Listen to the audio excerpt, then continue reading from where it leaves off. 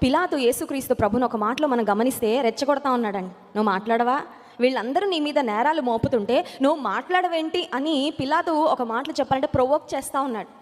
కొన్నిసార్లు మనం సైలెంట్గా ఉండాలనుకున్నా మన చుట్టూ ఉన్నవారు మనల్ని సైలెంట్గా ఉండనివ్వరు కదండి. కొంతమంది అంటే చాలా పీస్ఫుల్గా ఉందామని మందిరంలో తీర్మానం చేసుకుని ఇంటికి వెళ్ళానండి.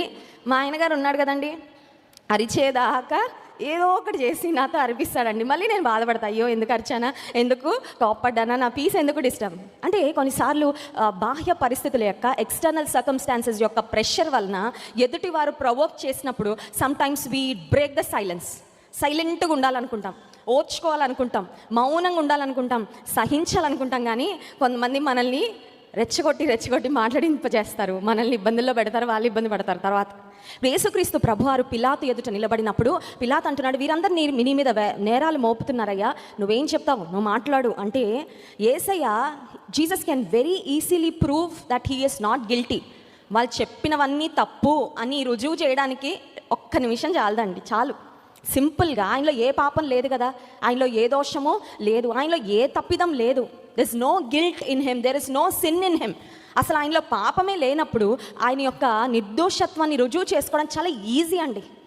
అయితే ఆయన నోరు తెరవలేదు అన్న ప్రవచనము నెరవేరినట్లుగా యేసయ్య ఏం చేశారంటే ఆయన మౌనంగానే ఉండిపోతే ఇప్పుడు వాక్యం సెలవిస్తుంది 5వ వచనంలో, మార్కు సువార్త 15వ అధ్యాయము 5వ వచనం, అయినను యేసు మరి ఏ ఉత్తరము చెప్పలేదు గనుక పిలాతు. కొన్నిసార్లు శ్రమల గుండా వెళ్తున్నప్పుడు మనము మౌనంగా సహించడమే అదొక సాక్ష్యం అవుతుందండి.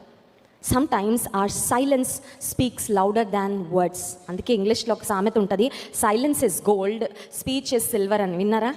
Silence is gold, speech is silence అంట. మౌనము, నిశ్శబ్దము కొన్నిసార్లు బంగారం లాంటిదైతే మాట్లాడడం అనేది వెండి లాంటిదంట. నేటి ప్రపంచంలో ఏం చెప్తా ఉంటారంటే, నీ ఒపీనియన్ ఏంటో, నీ టాలెంట్ ఏంటో నువ్వు మాట్లాడితే కానీ ఎవరికి, స్పీక్ ఫర్ యువర్ సెల్ఫ్, నీకోసం నువ్వు మాట్లాడుకోవాలి, నీకోసం నువ్వు మాట్లాడుకోకపోతే ఎవరికి తెలీదు. నీ టాలెంట్ నువ్వు చూపించుకోకపోతే నువ్వు ఎప్పటికీ పైకి రాలేవు. బీ బోల్డ్, బీ లౌడ్, గట్టిగా ఉండాలి, ధైర్యంగా ఉండాలి. నీ మనసులో ఉన్నవన్నీ బహిరంగంగా voice out your opinion.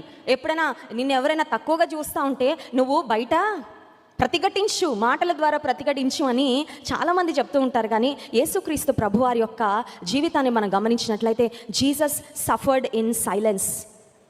Jesus did not defend himself. యేసుక్రీస్తు ప్రభువు తన్ను తాను ఏమాత్రం కూడా సమర్థించుకున్నట్లుగా కానీ తన నిర్దోషత్వాన్ని రుజువు చేసుకోవడానికి ఆయన ప్రయత్నం చేసినట్లుగా కూడా మనకి